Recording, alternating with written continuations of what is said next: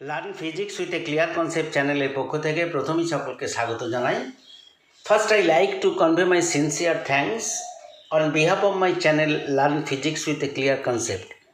আজকে আমরা আলোচনা করব তাপ, হিট, সেলসিয়াস ও ফারেনহাইট থার্মোমিটার।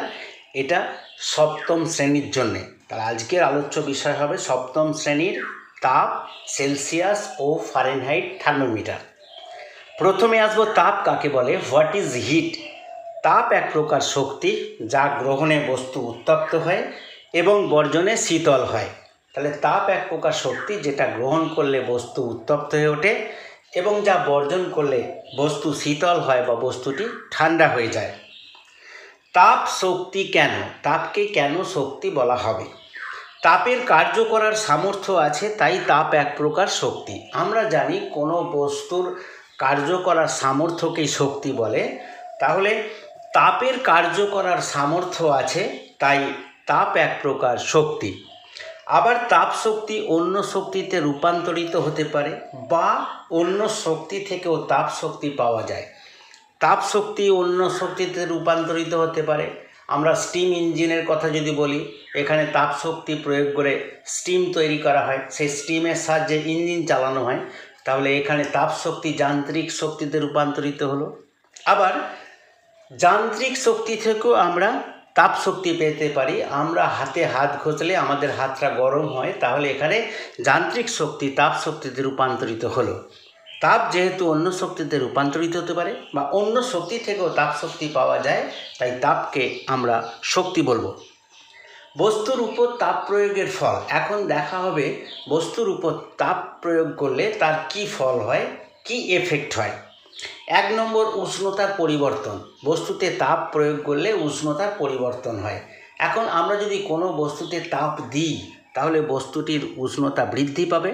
আবার বস্তুটি থেকে যদি কিছুটা তাপ নিয়ে নিই, তাহলে বস্তুটির উষ্ণতা কমে যাবে। অর্থাৎ তাপ প্রয়োগের ফলে বস্তুর উষ্ণতার পরিবর্তন ঘটে। অবস্থার পরিবর্তন। তাপ প্রয়োগ করলে বস্তুর অবস্থার পরিবর্তন ঘটতে পারে। যেমন এক টুকরো বরফকে আমরা যদি তাপ দিই, তাহলে সেটা গলে তরলে পরিণত হয়, জলে পরিণত হয়।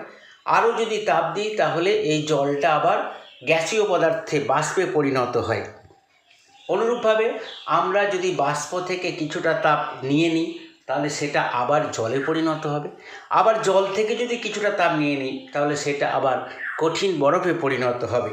তাহলে এখান থেকে বোঝা গেল তাপ প্রয়োগের ফলে বা তাপ নিষ্কাশনের ফলে বস্তুর অবস্থার পরিবর্তনও ঘটতে পারে।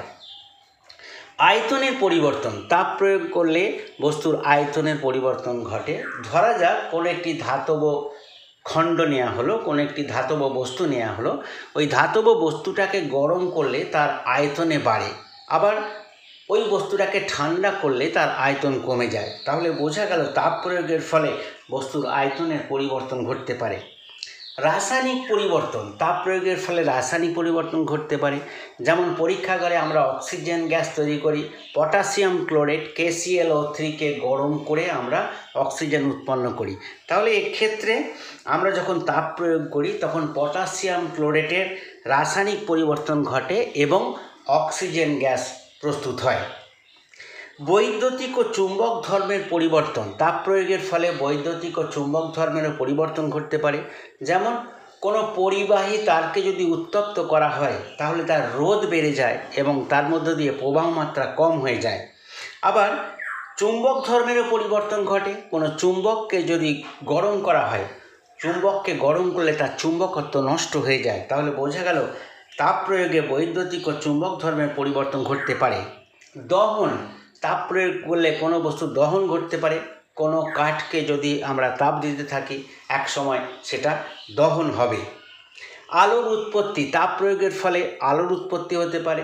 আমরা যে ফিলামেন্টযুক্ত বাল্বের কথা জানি, সেই ফিলামেন্টটা গরম হয়, গরম হওয়ার পরে তার থেকে আলোর উৎপত্তি হয়। তাহলে এখানে বোঝা গেল তাপ প্রয়োগের ফলে আলোর উৎপত্তি হতে পারে। বৈদ্যুতিক শক্তির সৃষ্টি। তাহলে বৈদ্যুতিক শক্তিরও সৃষ্টি হতে পারে। আমরা যদি দুটো বিভিন্ন ধাতু তার যদি নিই, সেই তারগুলোকে যদি জোড়া লাগাই এবং সেই জোড়া প্রান্তগুলো যদি উষ্ণতা কম বেশি করি, তাহলে সেই তারের মধ্য দিয়ে একটা তড়িৎ প্রবাহ চলে এখান থেকে বোঝা যায় তাপ প্রয়োগের ফলে বৈদ্যুতিক শক্তি সৃষ্টি হতে পারে। প্রাণনাশ, অত্যধিক তাপ প্রয়োগ করলে উদ্ভিদ বা প্রাণী এদের প্রাণনাশ ঘটতে পারে, অর্থাৎ এরা মারা যেতে পারে। উষ্ণতা বা তাপমাত্রা, টেম্পারেচার। এখন আমরা আলোচনা করব উষ্ণতা বা তাপমাত্রা কি, হোয়াট ইজ টেম্পারেচার।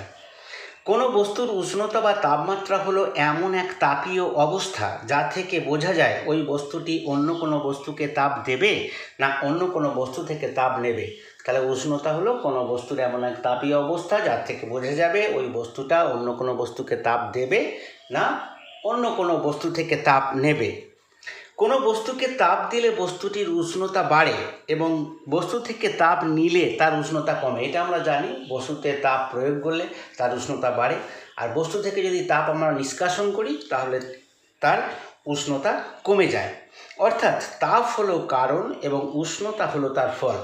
তাপ হলো কারণ আর উষ্ণতা তার ফল। কারণ উষ্ণতার হ্রাস বৃদ্ধি ঘটবে তখনই যদি আমরা তাপ প্রয়োগ করি বা তাপ নিষ্কাশন করি। সেই ক্ষেত্রে তাপ প্রয়োগ করলে উষ্ণতা বাড়বে আর তাপ নিষ্কাশন করলে তার উষ্ণতা কমবে। অর্থাৎ তাপ হলো কারণ এবং উষ্ণতা হলো তার ফল। উষ্ণতার পরিমাপ। এবার আমরা উষ্ণতার পরিমাপ করব, মেজারমেন্ট অফ টেম্পারেচার। থার্মোমিটার, যে যন্ত্রের সাহায্যে কোনো বস্তুর উষ্ণতা সঠিকভাবে পরিমাপ করা যায় তাকে থার্মোমিটার বা উষ্ণতা মাপক যন্ত্র বলে। থার্মোমিটার কাকে বলা হবে? যে যন্ত্রের সাহায্যে কোনো বস্তুর উষ্ণতা সঠিকভাবে পরিমাপ করা যায় তাকে থার্মোমিটার বা উষ্ণতা মাপক যন্ত্র বলে। আমরা দু রকম থার্মোমিটারের কথা পড়ব, 1 নম্বর সেলসিয়াস ও 2 নম্বর ফারেনহাইট স্কেল থার্মোমিটার। একটি সেলসিয়াস থার্মোমিটার এবং একটি ফারেনহাইট স্কেল থার্মোমিটার। থার্মোমিটারে সেলসিয়াসকে সি এবং ফারেনহাইটকে এফ দ্বারা সূচিত করা হয়। তাহলে থার্মোমিটারে সেলসিয়াসকে সি এবং ফারেনহাইটকে আমরা এফ দিয়ে সূচিত করব। এখানে চিত্রে আমরা দুটি থার্মোমিটার দেখিয়েছি, একটি সেলসিয়াস থার্মোমিটার, এটি সেলসিয়াস থার্মোমিটার, এবং একটি ফারেনহাইট থার্মোমিটার। এখানে আমরা উষ্ণতাকে সি দিয়ে প্রকাশ করছি আর এখানে ফারেনহাইট থার্মোমিটারকে এফ দিয়ে প্রকাশ করছি। তাহলে এর দেখতে পাচ্ছি একটা নিম্ন স্থিরাঙ্ক আছে, একটা ঊর্ধ্ব স্থিরাঙ্ক আছে। এখানে সেলসিয়াস স্কেলের নিম্ন স্থিরাঙ্ক হচ্ছে 0 ডিগ্রি সেলসিয়াস, আবার ফারেনহাইট স্কেলে হচ্ছে নিম্ন স্থিরাঙ্ক 32 ডিগ্রি ফারেনহাইট। সেলসিয়াস স্কেলে ঊর্ধ্ব স্থিরাঙ্ক হচ্ছে 100 ডিগ্রি সেলসিয়াস, ফারেনহাইট স্কেলের ঊর্ধ্ব স্থিরাঙ্ক হচ্ছে 212 ডিগ্রি ফারেনহাইট। এবার আমরা আলোচনা করব থার্মোমিটারের নিম্ন স্থিরাঙ্ক। থার্মোমিটারের নিম্ন স্থিরাঙ্ক কী? প্রমাণ বায়ুমণ্ডলীয় চাপে যে উষ্ণতায় জল জমে বরফে পরিণত হয় তাকে থার্মোমিটারের নিম্ন স্থিরাঙ্ক বলে। তাহলে প্রমাণ বায়ুমণ্ডলীয় চাপে যে উষ্ণতায় জল জমে বরফে পরিণত হয় তাকে থার্মোমিটারের নিম্ন স্থিরাঙ্ক বলে। আমরা জানি 0 ডিগ্রি সেলসিয়াসে জল জমে বরফে পরিণত হয়, তাই সেলসিয়াস স্কেলে নিম্ন স্থিরাঙ্ক হচ্ছে 0 ডিগ্রি সেলসিয়াস এবং ফারেনহাইট স্কেলের নিম্ন স্থিরাঙ্ক হচ্ছে 32 ডিগ্রি ফারেনহাইট। থার্মোমিটারের ঊর্ধ্ব স্থিরাঙ্ক। প্রমাণ বায়ুমণ্ডলীয় চাপে যে উষ্ণতায় জল ফুটে বাষ্পে পরিণত হয় তাকে থার্মোমিটারের ঊর্ধ্ব স্থিরাঙ্ক বলে। আমরা জানি 100 ডিগ্রি সেলসিয়াস উষ্ণতায় জল ফুটে বাষ্পে পরিণত হয়, তাই সেলসিয়াস স্কেলের ঊর্ধ্ব স্থিরাঙ্ক হচ্ছে 100 ডিগ্রি সেলসিয়াস। আর ফারেনহাইট স্কেলে জলের স্ফুটনাঙ্ক হচ্ছে 212 ডিগ্রি ফারেনহাইট। তাহলে সেলসিয়াস স্কেলের ঊর্ধ্ব স্থিরাঙ্ক হলো 100 ডিগ্রি সেলসিয়াস, ফারেনহাইট স্কেলের ঊর্ধ্ব স্থিরাঙ্ক হলো 212 degree Fahrenheit. Celsius 100 degree Celsius ঊর্ধ্ব স্থিরাঙ্ক এবং ফারেনহাইটের ঊর্ধ্ব স্থিরাঙ্ক 212 ডিগ্রি ফারেনহাইট। এবারে আসবে প্রাথমিক অন্তর। থার্মোমিটারের ঊর্ধ্ব স্থিরাঙ্ক ও নিম্ন স্থিরাঙ্কের মধ্যবর্তী ব্যবধানকে প্রাথমিক অন্তর বলে। থার্মোমিটারের ঊর্ধ্ব স্থিরাঙ্ক পেলাম, নিম্ন স্থিরাঙ্ক পেলাম, তাহলে থার্মোমিটারের এই ঊর্ধ্ব স্থিরাঙ্ক এবং নিম্ন স্থিরাঙ্কের মধ্যবর্তী ব্যবধানকে আমরা প্রাথমিক অন্তর বলবো। যেমন 0 ডিগ্রি সেলসিয়াস এবং 100 ডিগ্রি সেলসিয়াস, এই ব্যবধানটা হচ্ছে প্রাথমিক অন্তর। 32 ডিগ্রি ফারেনহাইট, 212 ডিগ্রি ফারেনহাইট, এই ব্যবধানটা হচ্ছে প্রাথমিক অন্তর। এটা সেলসিয়াস স্কেলের প্রাথমিক অন্তর, এটা ফারেনহাইট স্কেলের প্রাথমিক অন্তর। সেলসিয়াস স্কেলে 0 ডিগ্রি সেলসিয়াস থেকে 100 ডিগ্রি সেলসিয়াস, 0 ডিগ্রি সেলসিয়াস থেকে 100 ডিগ্রি সেলসিয়াস, তাহলে ব্যবধান কত হচ্ছে? 100 ঘর। ফারেনহাইট স্কেলে নিম্ন স্থিরাঙ্ক 32, ঊর্ধ্ব স্থিরাঙ্ক 212, তাহলে ব্যবধান কত হবে? 212 মাইনাস 32 ইজ ইকুয়াল টু 180 ঘর। তাহলে এর 0 থেকে 100 এই প্রাথমিক অন্তরকে 100টি সমান ভাগে ভাগ করা হয়েছে। প্রত্যেকটি ভাগ্যে বলা হয় 1 ডিগ্রি সেলসিয়াস এবং ফারেনহাইট স্কেলের 32 থেকে 212 এই ব্যবধানটিকে 180টি সমান ভাগে ভাগ করা হয়েছে। প্রত্যেকটি ভাগ্যে বলা হবে 1 ডিগ্রি ফারেনহাইট। প্রাথমিক অন্তরটা দুজনেরই সমান। যদি এটাকে 100 ভাগে ভাগ করি তাহলে তার প্রত্যেকটা ভাগ হবে 1 ডিগ্রি সেলসিয়াস, আর যদি প্রাথমিক অন্তরটাকে 180 ভাগে ভাগ করি তাহলে প্রত্যেকটি ভাগ হবে 1 ডিগ্রি ফারেনহাইট। সেলসিয়াস ও ফারেনহাইট স্কেলের মধ্যে সম্পর্ক। এখন আমরা সেলসিয়াস স্কেল পড়লাম, ফারেনহাইট স্কেল পড়লাম, এখন দেখব সেলসিয়াস এবং ওই ফারেনহাইট স্কেলের মধ্যে সম্পর্ক। এখানে আমরা দুটো থার্মোমিটারের স্কেল দেখিয়েছি, এটা সেলসিয়াস স্কেল, এইটা ফারেনহাইট স্কেল। আগেই আলোচনা করা হয়েছে নিম্ন স্থিরাঙ্ক সেলসিয়াসে 0 ডিগ্রি সেলসিয়াস, ফারেনহাইটের 32 ডিগ্রি ফারেনহাইট। ঊর্ধ্ব স্থিরাঙ্ক সেলসিয়াসের 100 ডিগ্রি সেলসিয়াস, ঊর্ধ্ব স্থিরাঙ্ক ফারেনহাইটের 212 ডিগ্রি ফারেনহাইট। মনে করা হলো কোনো বস্তুর উষ্ণতা আমরা মাপলাম, সেলসিয়াস স্কেলে সি পর্যন্ত পারস্তম্ভ উঠেছে এবং ফারেনহাইট স্কেলে এফ পর্যন্ত পারস্তম্ভ উঠেছে। তাহলে আমরা দেখি এখানে 0 থেকে সি দাগ পর্যন্ত উঠেছে। তার মানে আমরা কি বলবো, এখানে যে কটা ঘর উঠেছে? সি ঘর উঠেছে এখানে। তাহলে সি থেকে 0 বিয়োগ করব, সি থেকে 0 বিয়োগ করব, তাহলে হয়ে যাবে শুধু সি। তাহলে 0 থেকে সি এখানে আছে সিটি ঘর। এখানে দেখাচ্ছে 32 থেকে উঠেছে এফে, তাহলে ছিল 32, উঠেছে এফ, তাহলে কত ঘর উঠেছে? F minus 32। তাহলে সেলসিয়াসের সি ঘর উঠেছে এবং ফারেনহাইটের এফ মাইনাস 32 ঘরটি উঠেছে। এখন আমরা দেখেছি যে সেলসিয়াস স্কেলের 100 ঘর সমান ফারেনহাইট স্কেলের 180 ঘর, এটা আমরা আলোচনা করেছি। সেলসিয়াস স্কেলের 100 ঘর সমান ফারেনহাইটের 180 ঘর, অতএব সেলসিয়াস স্কেলের 1 ঘর সমান ফারেনহাইটের 180/100 ঘর। তাহলে সেলসিয়াস স্কেলে সি ঘর পর্যন্ত উঠেছে, তাহলে সেলসিয়াস স্কেলে সি ঘর ইজ ইকাল টু ফারেনহাইটের এফ মাইনাস 32 ঘর। তাহলে সেলসিয়াস স্কেলের সি এর মান কত পেয়েছি? 180/100। এখানে বসিয়েছি 180/100, সি এর জায়গায় বসিয়েছি 180/100, আর এফ এর জায়গায় বসানো হয়েছে এফ মাইনাস 32। তাহলে পেলাম 180/100 is equal two F minus 32।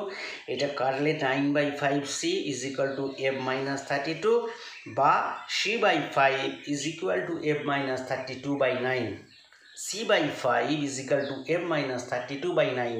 এটি হলো সেলসিয়াস এবং ফারেনহাইট স্কেলের মধ্যে সম্পর্ক। এখন 40 ডিগ্রি সেলসিয়াস সমান কত ফারেনহাইট এটা দেখা হবে। 40 ডিগ্রি সেলসিয়াস সমান কত ফারেনহাইট এটা নির্ণয় করতে গেলে আমাকে এই সূত্রটা প্রয়োগ করতে হবে, c/5 is equal two F minus 32/9। তাহলে সি এর জায়গায় 40 বসিয়ে দেওয়া হবে, 40/5 is equal two F minus 32/9।